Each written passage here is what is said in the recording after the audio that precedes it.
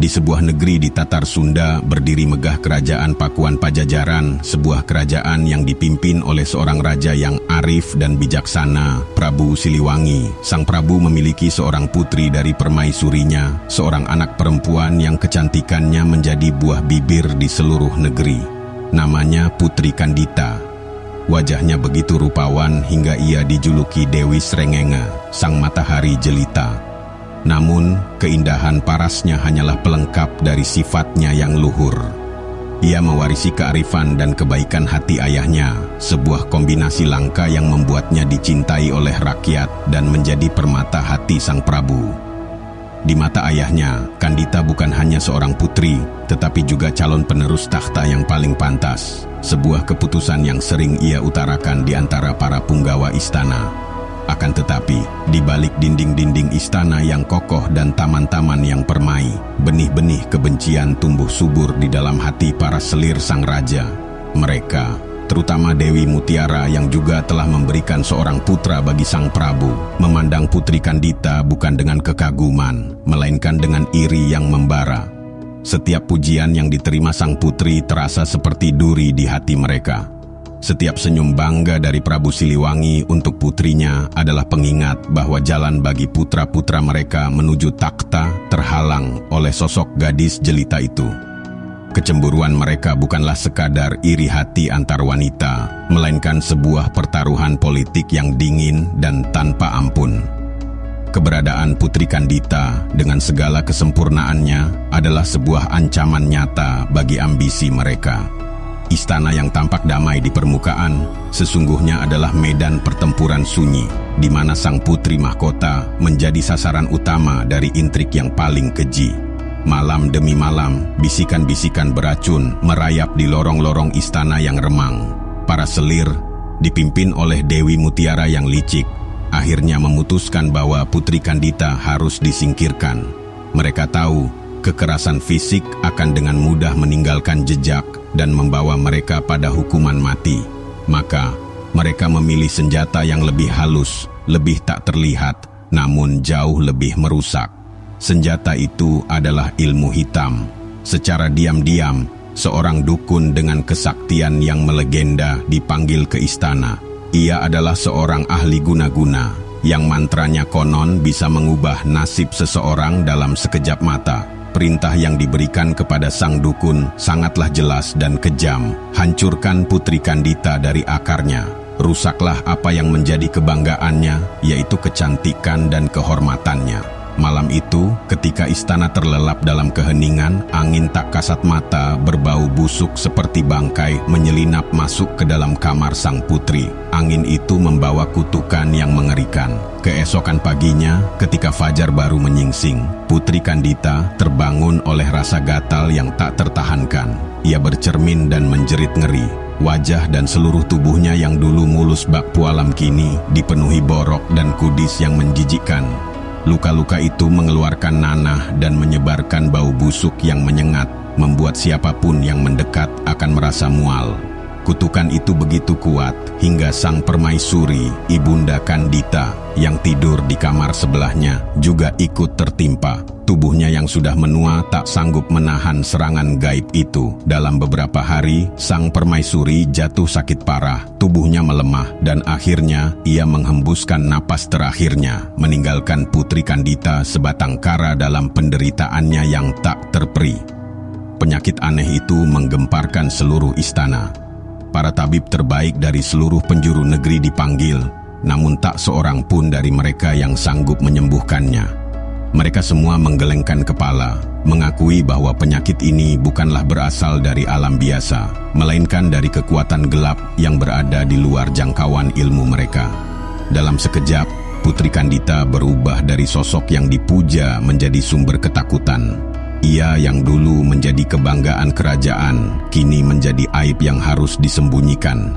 Pengucilan itu terasa lebih menyakitkan daripada luka di kulitnya.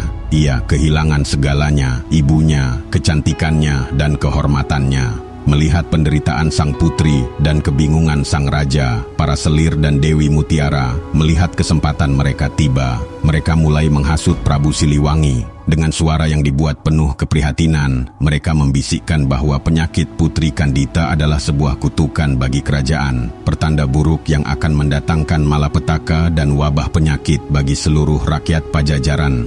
Awalnya, Prabu Siliwangi menolak dengan keras. Rasa sayangnya pada putri tunggal dari permaisurinya itu masih begitu kuat. Ia tidak mungkin mengusir darah dagingnya sendiri, apalagi dalam kondisi yang begitu menyedihkan. Namun, hari demi hari, hasutan itu terus diulang. Mereka melukiskan gambaran tentang rakyat yang panik, kerajaan yang akan runtuh, dan nama baik Pajajaran yang akan hancur. Semuanya karena satu orang, Sang Prabu, yang masih berduka dan diliputi rasa bersalah, perlahan-lahan goyah. Tekanan politik dan ketakutan akan kehancuran negerinya mulai menggerogoti keteguhan hatinya. Suatu malam, ketika istana sedang sepi, Putri Kandita yang tak bisa tidur berjalan tanpa arah di lorong istana. Tanpa sengaja, ia berhenti di balik sebuah tirai tebal ketika mendengar suara ayahnya dari ruang pertemuan. Ia mendengar dengan telinganya sendiri, ayahnya, Prabu Siliwangi, menyetujui usulan para selir untuk mengasingkannya dari istana demi keselamatan kerajaan. Dunia Putri Kandita runtuh seketika. Ayahnya, satu-satunya pelindung yang ia miliki, orang yang paling ia cintai dan percayai, telah mengkhianatinya. Rasa sakit di hatinya jauh lebih perih daripada semua borok di tubuhnya. Dengan hati yang hancur berkeping-keping, sebuah keputusan lahir dari dalam dirinya. Ia tidak akan menunggu untuk diusir. Ia tidak akan membiarkan dirinya diarak keluar dari istana seperti penjahat, menjadi tontonan dan bahan cemoohan. Malam itu juga, dalam kegelapan yang pekat, ia menyelinap keluar melalui pintu belakang istana. Tanpa membawa apa-apa, tanpa tujuan yang pasti, ia melangkah pergi, meninggalkan kehidupan yang pernah ia kenal. Ini adalah tindakan pertamanya yang ia ambil untuk dirinya sendiri, sebuah pilihan yang lahir dari keputusasaan terdalam. Putri Kandita dari Pajajaran telah tiada. Yang tersisa hanyalah seorang gadis terbuang yang berjalan sendirian menuju takdir yang tidak diketahuinya. Ia berjalan menembus hutan belantara, tanpa tahu kemana kakinya akan melangkah. Siang dan malam, ia terus berjalan, membiarkan ranting-ranting menggores kulitnya yang sudah terluka, dan akar-akar pohon menyandung langkahnya yang gontai. Selama 7 hari 7 malam, ia mengembara, didorong oleh rasa sakit hati yang begitu dalam. Setiap langkah adalah penegasan bahwa ia telah dibuang, dilupakan oleh dunia yang dulu memujanya. Tubuhnya semakin lemah, namun ia tidak berhenti. Anehnya, di tengah penderitaan yang luar biasa itu, tidak ada dendam di hatinya untuk ayah atau ibu tirinya. Ia hanya bisa pasrah, memohon kepada kekuatan yang lebih tinggi, Sang Hyang Kersa, agar memberinya kekuatan untuk menanggung semua ini. Perjalanannya yang panjang dan menyakitkan akhirnya membawanya ke sebuah tempat yang belum pernah ia lihat sebelumnya.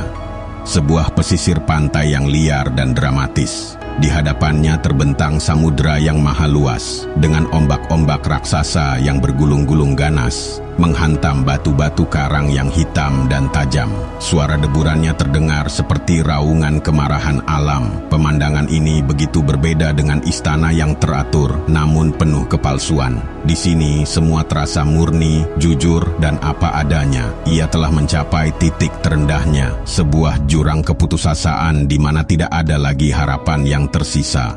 Dengan sisa tenaga yang ada, Putri Kandita merebahkan tubuhnya yang ringkih di atas sebuah batu karang yang datar dan dingin, membiarkan angin laut yang asin menerpa wajahnya. Suara ombak yang ritmis dan tak henti-hentinya seolah menjadi lagu Nina Bobo yang menenangkannya. Akhirnya, ia pun terlelap dalam tidur yang sangat dalam. Tidur seorang yang telah menyerah pada nasib. Dalam tidurnya, sebuah suara gaib berbisik kepadanya. Suara itu tidak datang dari luar, melainkan bergema langsung di dalam jiwanya, jernih, tenang, dan penuh wibawa.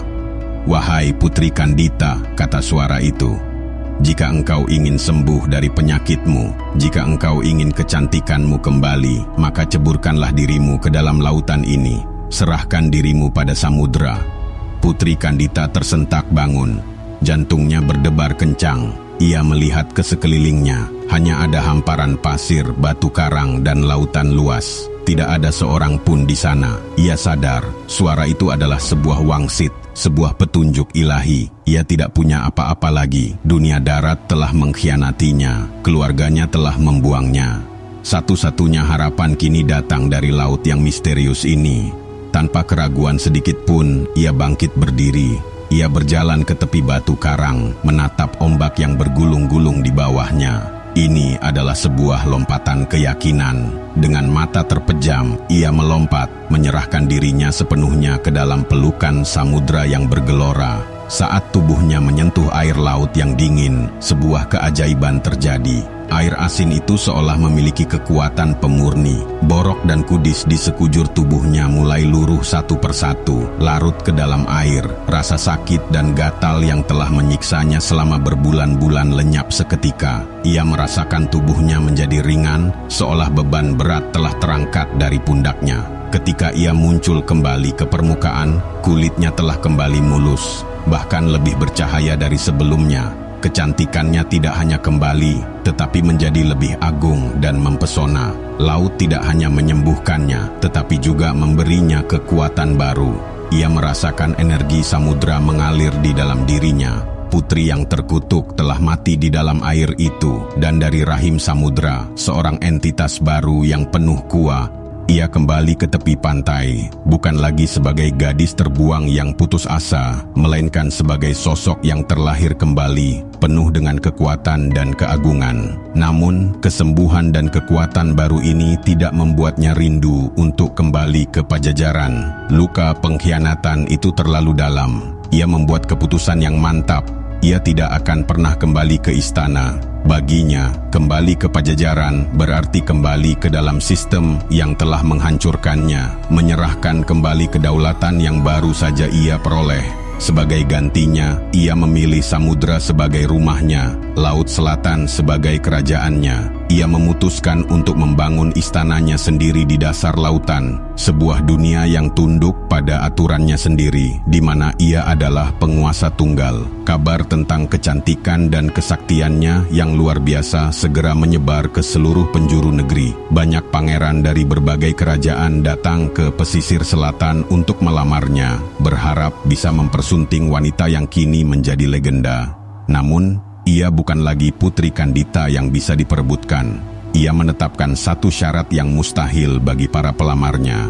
Siapapun yang ingin menikahinya harus mampu mengalahkannya dalam adu kesaktian di atas gelombang laut selatan yang ganas. Satu persatu, para pangeran itu mencoba, dan satu persatu, mereka semua gagal. Tak seorang pun yang mampu menandingi kekuatannya yang berasal dari samudra. Namun, alih-alih pergi dengan rasa malu, para pangeran yang kalah itu justru tunduk padanya. Mereka terpesona oleh kekuatan dan wibawanya, dan dengan sukarela bersumpah setia untuk menjadi pengikut dan pengawalnya. Merekalah yang menjadi cikal bakal dari pasukan kerajaannya yang perkasa. Sejak saat itulah namanya berganti. Ia bukan lagi Putri Kandita dari Pajajaran. Ia kini dikenal dengan nama baru, sebuah nama yang menggetarkan siapapun yang mendengarnya. Nyi Roro Kidul, sang ratu penguasa Laut Selatan. Transformasinya telah sempurna. Dari seorang putri yang terbuang, ia bangkit menjadi seorang ratu yang berdaulat, yang menciptakan takdir dan kerajaannya sendiri dari puing-puing keputusasaan.